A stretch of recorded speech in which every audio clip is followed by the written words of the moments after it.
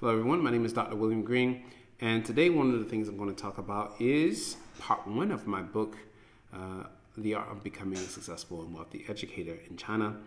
For those of you who might not be familiar with my work, I've been in China for the past decade.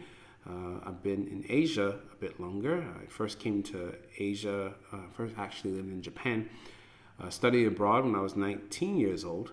And during that time, I was learning Japanese, and it just happened to be at the time that in the dormitory where I was living in Japan, I was living in the city of Nagoya, which I believe was the third or fourth largest city at that time. I think the fourth largest city in Japan. In the dormitory where I live, most of my fellow peers were Chinese students, and so I was invited regularly to have dinner with them, and so we would often have dumplings, and I learned a lot of Chinese. It was there though that I got to learn Chinese culture. While I was in Japan, interestingly enough, and there was an energy, a certain power that I felt from the students at that time from China. They were very motivated. So one of the things that I found was that China, to my mind, even in 2003, was a place where growth could take place. And the reason I say that is because I was keen on the demographics of China at that time. I mean, China, it still has over a billion people. It was when I would apply for jobs in those days.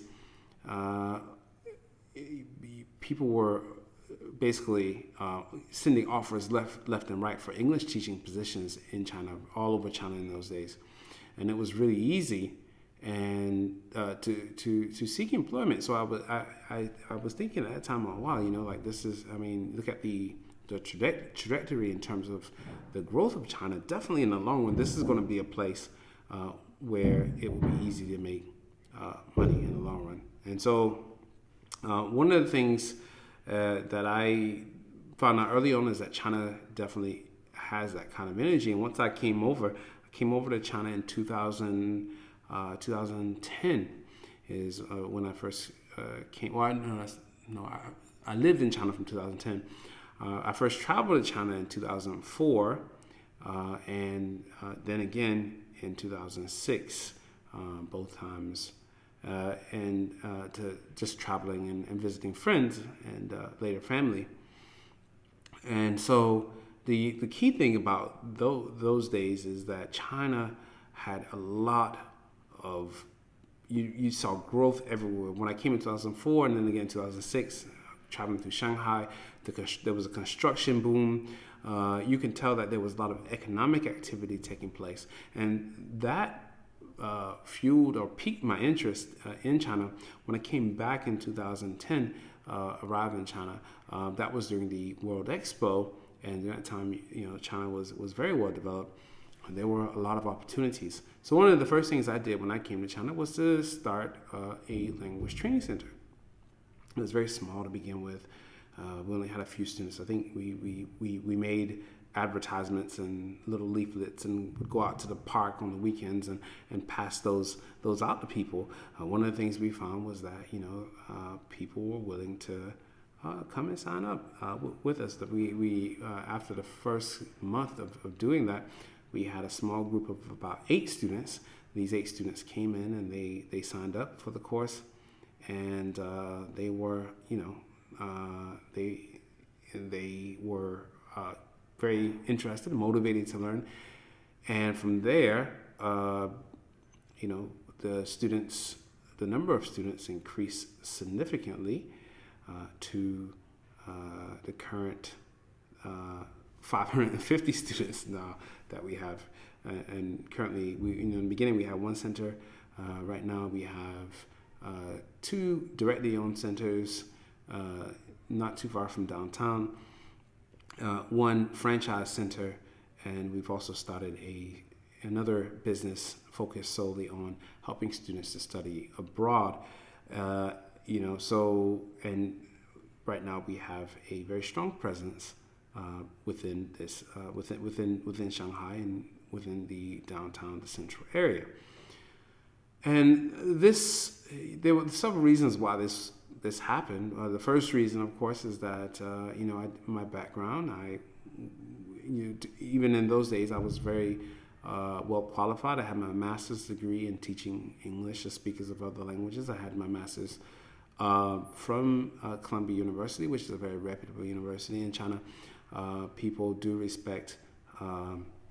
They respect quality education or prestigious schools. If you happen to graduate from a prestigious school, you do have advantages, and that was one of the reasons why parents signed up. Another reason was because I'd been teaching English since 2003, so I had already had like 7 years of teaching experience.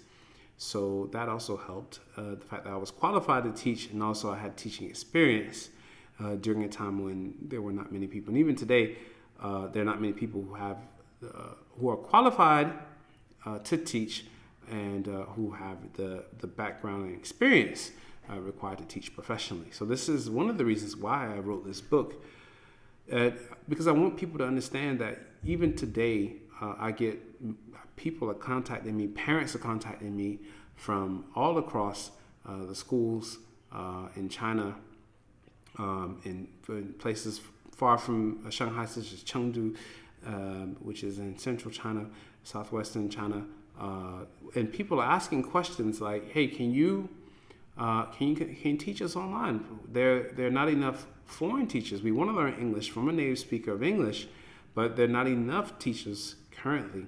So would you be able to teach us, or could you teach us?" And we would appreciate that dearly.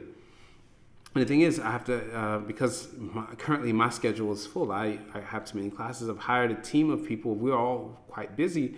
There is a huge demand currently for high quality language teaching, but unfortunately, there are not too many qualified teachers in China. So for the person who's interested in creating wealth in China, this is very simple.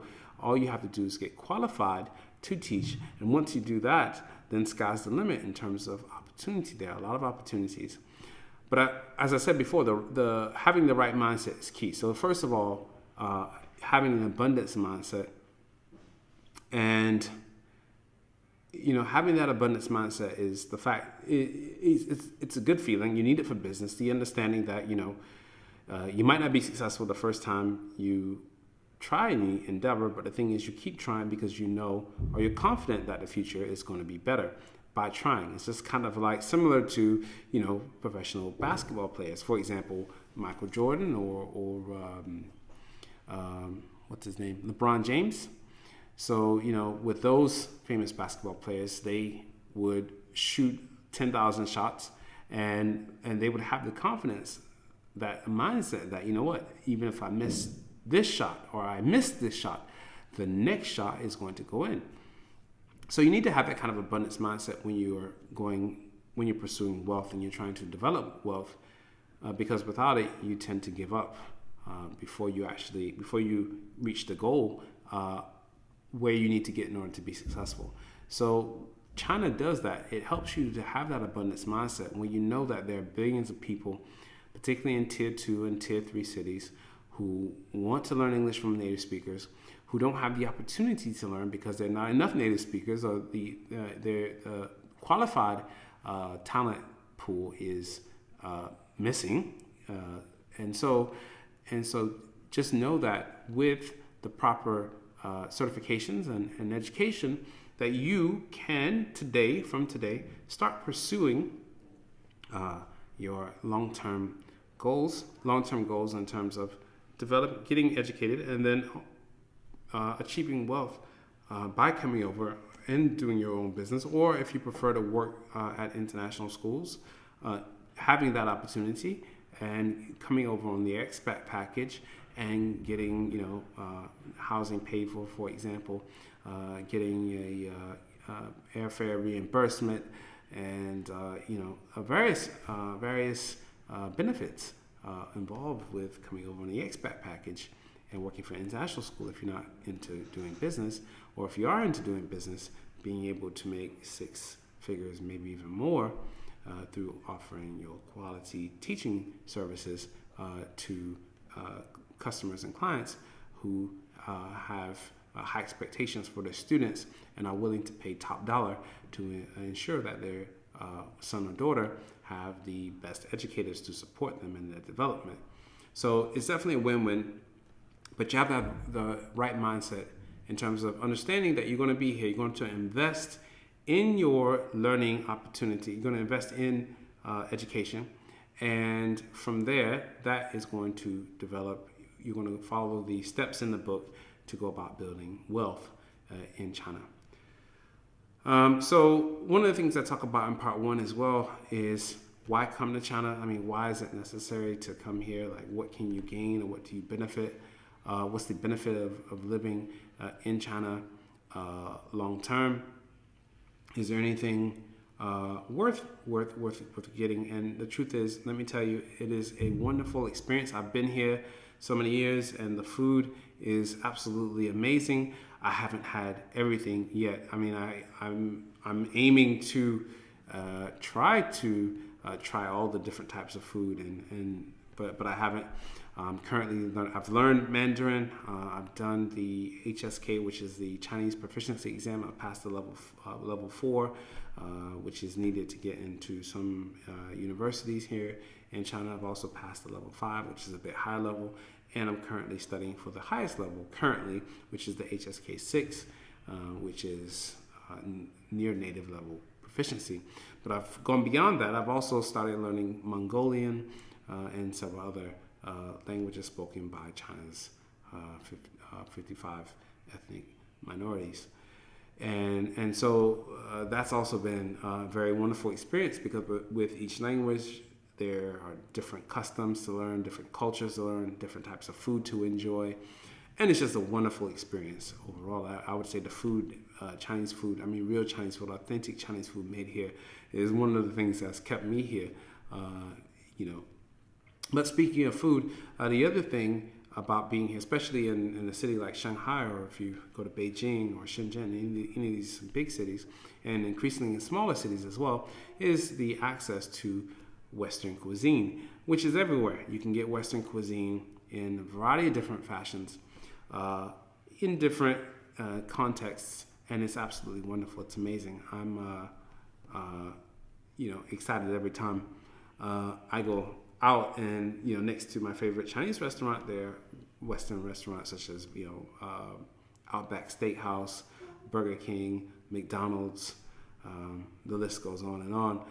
Tim Hortons, Starbucks, Pizza Hut, Domino's, and these are everywhere. And so you also get a taste of back home. And in fact, I remember there was a restaurant that served Chinese-style American food in Shanghai for people who wanted the taste of Chinese food that you get back home. So, wontons and egg drop soup and things like that. Things that you rarely see being eaten, or at least cooked in the way that, or prepared in the way that you would get it back home. Actually being able to have access to that here in Shanghai, that was a very interesting experience. And then one of the things you see in big cities like Shanghai and Beijing is fusion food. So basically Westerners and Chinese as well, who set up these restaurants where they combine different flavors. They'll combine Western with, say, Western style. When I say Western, I'm talking about Western, and then Western as in Europe West, with Western as in Western China region food. So you have kebabs and things like that, and with cheese on top and things, dumplings with pizza on the inside, things like that. These kinds of combinations are very interesting, and they're very, very lovely. Again, one of the reasons why I enjoy China and I enjoy being here, just the variety. Again, I want to talk about variety, choice, and mindset. These are the things that have kept me here for years and years upon end. You see, when you're in this kind of environment, and when you're in an environment where there's a lot of there are a variety of different cultures, there are vast amounts of opportunity, you know, for example, as I said, we just started online teaching in Chengdu, although we're here in Shanghai. We've started, it's our third business we're working on. We're working with international schools, and I'm just one person. And right now, I feel like I could do with more help, and I'm sure, I'm confident to share some of these secrets in terms of making success and building wealth in China, because there's more than enough to go around. When you have that kind of mindset, then it's easy to understand why China is the right choice in terms of developing your business and developing wealth as an educator.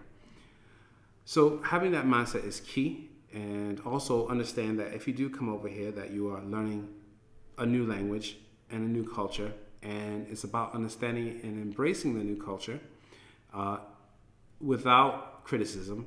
And when I say without criticism, what I mean is, when you go to a new culture in the beginning, there are going to be a lot of things that are new and different from what you might normally be accustomed to. But the thing is, of course, there'll be things that you like and don't like. There'll be foods that you like and don't like. There'll be, there's always that, even within our own culture. But the thing is, try to embrace these differences and see what you learn, not only about China, but what you learn about yourself in this process as well. This is something that I think is very important. But understand that when you're living and you're a guest in someone's country, that you respect their culture and respect their society, and understand that China is a culture that is many thousands of years old, and has, you can see, has come and developed beyond belief. It is a very well-developed country. Even now, even during the pandemic, in the beginning, was able to overcome the challenges of the pandemic relatively quickly. And currently here, things have returned to normal for the most part. So having that mindset, having the understanding that the future of China is on an upward trajectory, the future is going to be very positive. Having that understanding will help you as you begin studying. It should give you the motivation to want to study the language and culture. It should give you the motivation to want to learn about how to get educated, in terms of getting a teaching license, in terms of making sure that you major in subjects that are teachable and that are in high demand. So things like mathematics or English language, history, or even teaching, leadership and development, and things like this, which are in high demand, which expats can use to their advantage when they come over to China to secure positions and teaching or leadership within organizations, or to create their own organizations. So the right mindset is key. So in the next section, what we're going to do is we're going to look through some of the key topics from part 1 of the book, and that should be followed on with a quiz, and the quiz will help you to begin getting ready to come over to China if you're not here already. If you're already in China, it should help you to start thinking about how you're going to progress to start building wealth in China. Okay, so just understand that there are a variety of different opportunities to make a lot of money in China, and to be successful as an educator, and to reap the rewards of investing in yourself and investing in education and becoming a professional educator in China. All right, everyone, my name is Dr. William Green, and I will see you on the next one.